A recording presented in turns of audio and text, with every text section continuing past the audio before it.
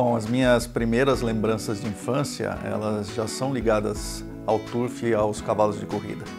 Meu pai era jockey, nós morávamos em São Paulo e eu ainda muito pequeno já o acompanhava em algumas visitas ao clube. Além disso, a minha primeira escola primária foi a Escola Jockey Clube de São Paulo, que era uma escola mantida pelo Jockey Clube, destinada aos filhos dos profissionais de turf e aos filhos dos funcionários do clube. Era uma escola de excelente nível de ensino, onde nós tínhamos tudo de graça, tínhamos atendimento odontológico, atendimento médico, todo o material didático, transporte, alimentação, até mesmo o barbeiro, até para cortar o cabelo também era de graça. Tudo isso mantido pelo Jockey Clube de São Paulo. Dá para ter uma ideia do tamanho da estrutura que o Jockey Clube de São Paulo tinha na época. E essa escola era uma escola que ela ficava ao lado do Jockey Clube de São Paulo. Então, diariamente, nós víamos os cavalos passearem na Vila Hípica e até mesmo se exercitarem nos picadeiros, que ficavam bem na frente das janelas das salas de aula. Então, eu passei o meu primário todo vendo diariamente cavalo. Então, acredito que não tenha saído uma criança de lá que não soubesse desenhar um cavalo.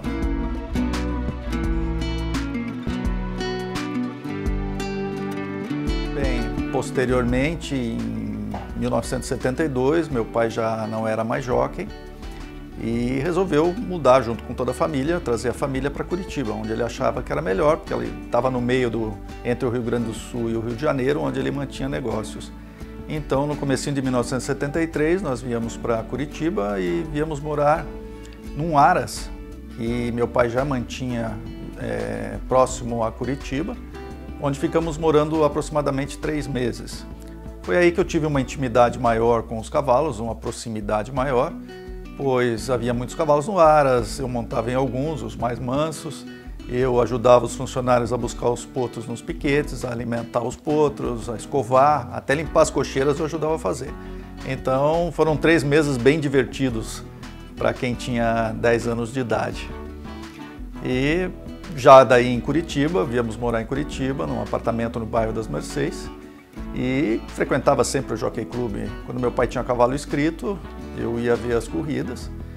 E quando não tinha, a minha diversão era ficar os domingos em casa com o ouvido colado no rádio e escutando todos os pares do domingo. E anotava todos os resultados, todos os dados técnicos na revistinha O Turfista Semanal. E quando meu pai chegava em casa, eu mostrava para ele, e todo orgulhoso, que eu escutei as corridas. E meu pai, quando me levava ao clube para ver os cavalos dele correrem, era uma festa. Realmente eu adorava isso, adorava ver os cavalos correrem, ainda mais ganharem, né? Nessa época, lembro de cavalos do meu pai, Quebra, que foi um bom cavalo, bom ganhador daquela época, Dom Tibagi, ganhador de 24 corridas, Funk, um cavalo velocista, El Tatã, quer dizer, foram bons cavalos que nós tivemos naquela época.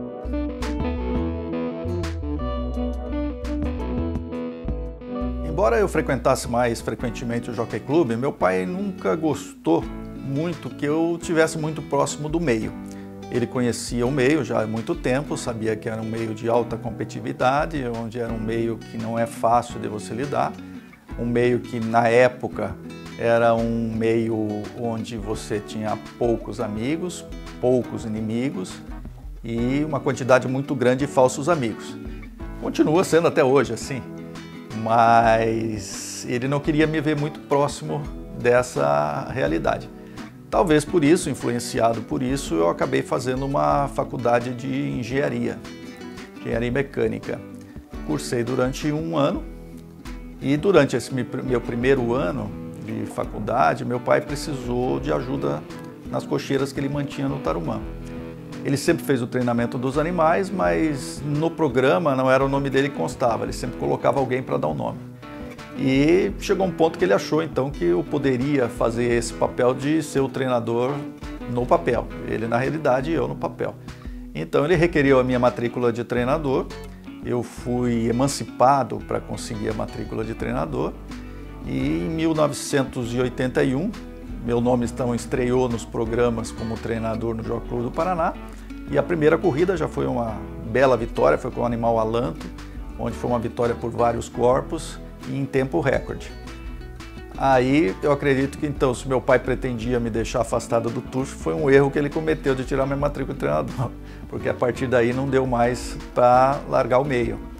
E não tinha outro jeito, a não ser então de eu deixar uma faculdade de engenharia e começar a fazer uma faculdade de veterinária. Fiz vestibular de novo, nem contei para o meu pai, só fui contar depois que eu fui aprovado no vestibular de veterinária e ele também não ficou tão brabo assim, achou a ideia até muito boa e viu que dali em diante ele não ia conseguir me afastar do turf, né? E seguimos então fazendo esse treinamento dos cavalos, ele treinando, eu auxiliando.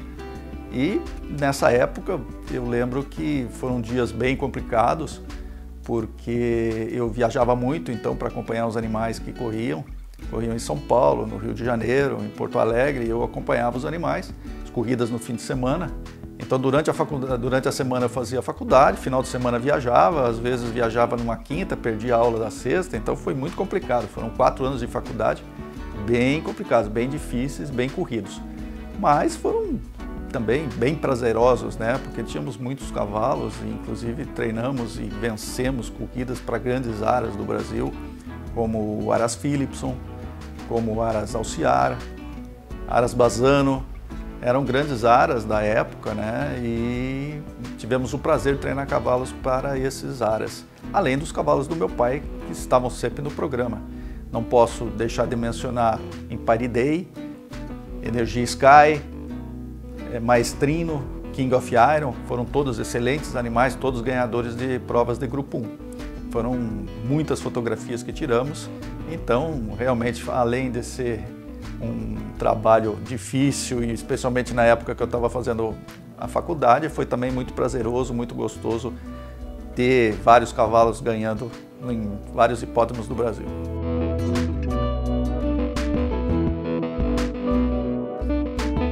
Terminada a minha faculdade, eu fui para São Paulo, onde permaneci 1 ano, fazendo estágio com o Dr. Alceu Ataíde e Dr. Bernardo Espinhal, 2 magos da veterinária equina brasileira.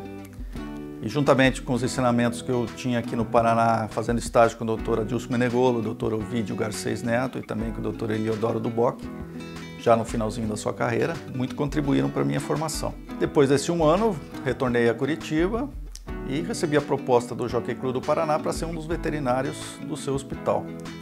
Foi uma época complicada também, o início da minha profissão, porque eu tinha que provar que eu tinha competência e ao mesmo tempo que eu era honesto.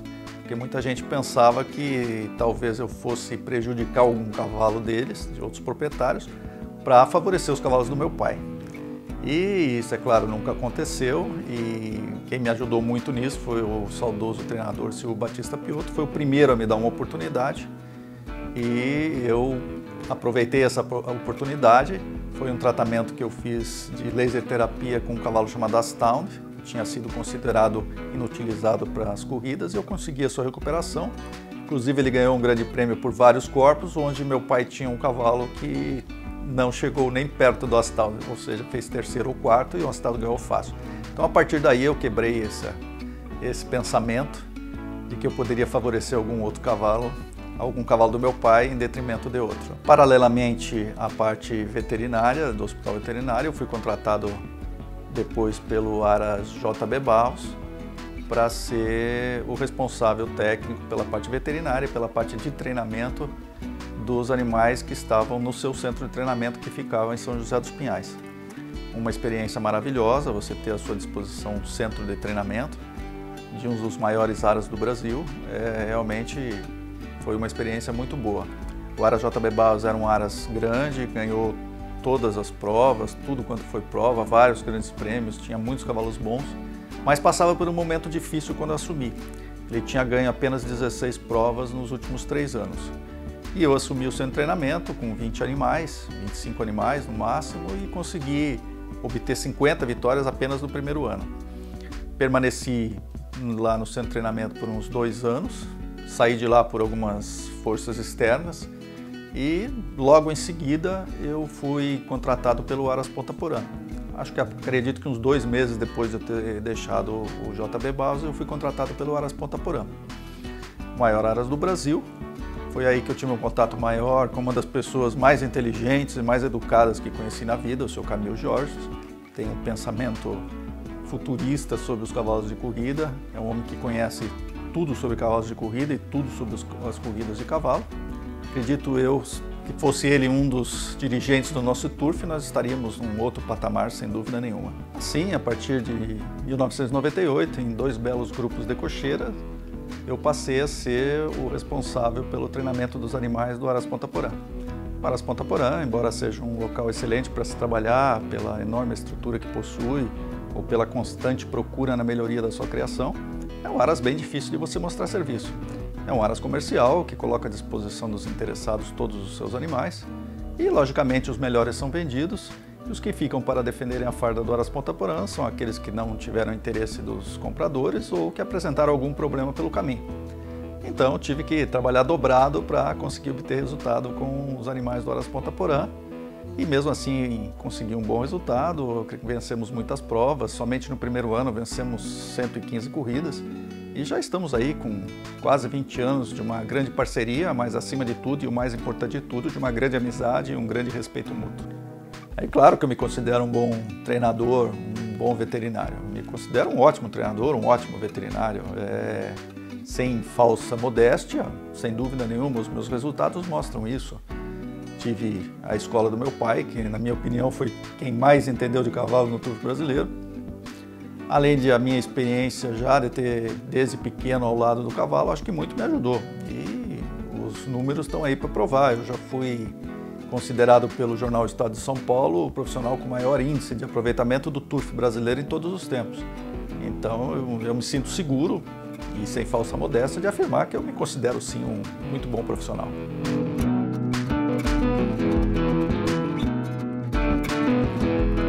Sem dúvida, outra coisa que eu gosto muito de fazer é escrever. Sempre gostei de escrever, acho que puxei um pouco a minha mãe para esse lado e sempre gosto de expressar minha opinião. Muitos dizem que eu sou formador de opinião, mas é que eu gosto realmente de fazer. Sou um escritor amador, já publiquei revista de Turf, da qual muito me orgulho por ter sido considerada a melhor revista de Turf até hoje no Jockey Clube do Paraná. E recentemente, claro, editei o livro do meu pai, escrevi o livro do meu pai, a biografia dele, porque além disso eu sou um nostálgico e recuperável, gosto muito disso e quis deixar com esse livro a sua história marcada para sempre, para que todos conhecessem quem foi o João Carlindo. E saiu um livro bom, muita gente gostou e o livro 2 deve sair em breve.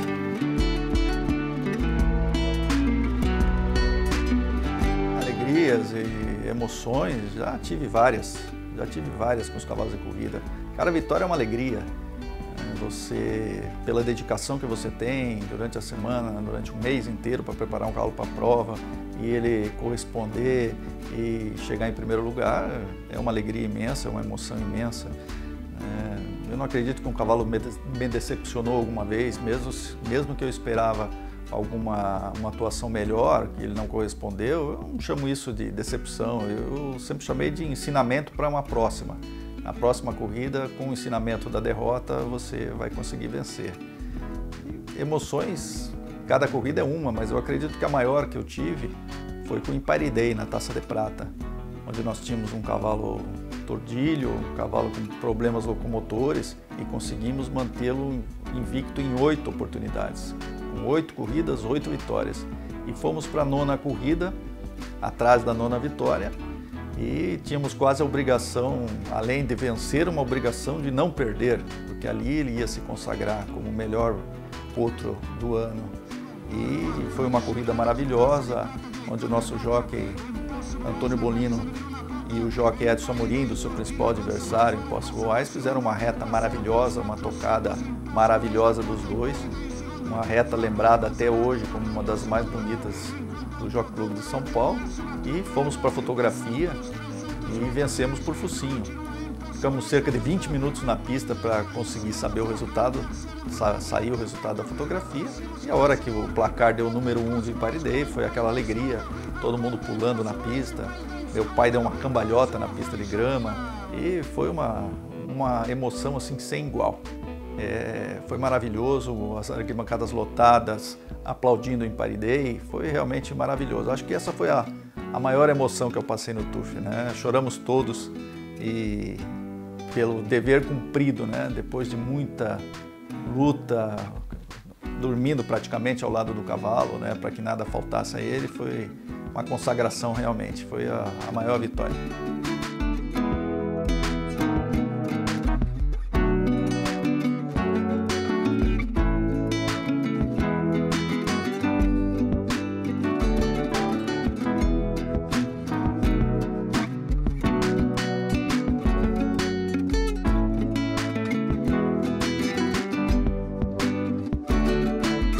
Acredito que a grave situação pela qual passa o Turf no Brasil, isso não vem de hoje, isso é decorrente de décadas e décadas de um total descaso do governo federal, que não consegue enxergar a grande importância socioeconômica que o Turf tem para o Brasil. O Turf gera milhares de empregos, arrecada milhões em impostos e mesmo assim nenhum incentivo é dado à atividade. Aliado a gestões desastrosas, administrações catastróficas dos clubes de corrida, não poderíamos estar numa situação diferente. Para mudar vai ser preciso muita coisa, acredito que muita união, muita criatividade e rapidez, pois não dá para esperar. Como exemplo, eu cito que a primeira vez que ouvi falar em pedra única como a salvação do Turf, isso faz mais de 20 anos. E até os dias de hoje continua se discutindo se é viável ou não a implantação. Ou seja, se é nessa velocidade que os dirigentes pretendem salvar o Turf brasileiro, ou pelo menos melhorar o Turf brasileiro, acredito que a minha geração não vai ver essa melhora. E assim continuaremos vários e vários corpos atrás dos grandes centros turfísticos do mundo, infelizmente.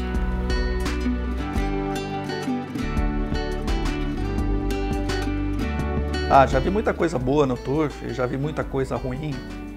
Certa vez o antigo jockey Pierre Weiss comentou comigo que na década de 30, no antigo hipódromo da Moca, ele tinha visto o cavalo Sargento vencer o Grande Prêmio. E após o Grande Prêmio, o público invadiu a pista para abraçar o cavalo, para beijar o cavalo, para dar um banho de champanhe no cavalo.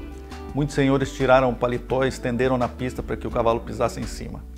Essa loucura, essa reverência toda ao cavalo eu não cheguei a ver. Mas eu vi arquibancadas lotadas, eu vi muita vibração, eu vi o público aplaudindo muito, o público vaiando muito, mas acima de tudo participando muito do Turf. E o Turf é um esporte apaixonante, é um esporte surpreendente, todo dia você vê uma coisa nova. Quando você espera uma coisa, você vê outra coisa. Meu pai tinha uma frase que ele costumava dizer, que as corridas de cavalo fazem até o mudo falar. De certa forma ele tinha razão, pois Turf é um esporte emocionante. E eu me sinto um privilegiado por tudo que vi no Turf. Sinto privilegiado de ter visto grandes cavalos correrem, como um Quarry Bravo, como uma Immensity, um Itajara, um Riades, um Claxon, todos grandes animais. Privilegiado de ter tido grandes jockeys da história montando e vencendo com os meus cavalos. Um Albenzio Barroso, um Gabriel Menezes, João Manuel Amorim, Antônio Bolino, Ivan Quintana, o campeoníssimo Jorge Ricardo, todos eles venceram com os meus animais. E também privilegiado por ter podido competir e muitas vezes vencido grandes treinadores da história, como Eduardo Gozzichi, como Pedro Níquel, como Valfrido Garcia, Selmar Lobo, Alcides Morales, todos eles grandes mestres na arte de treinar cavalos. E eu sou um saudosista por tudo que passei no Turf, mas eu acredito que maior que meu saudosismo é o meu otimismo de que o Turf volte a ser o que foi um dia, e os dias melhores cheguem logo para o Turf brasileiro. Tomara!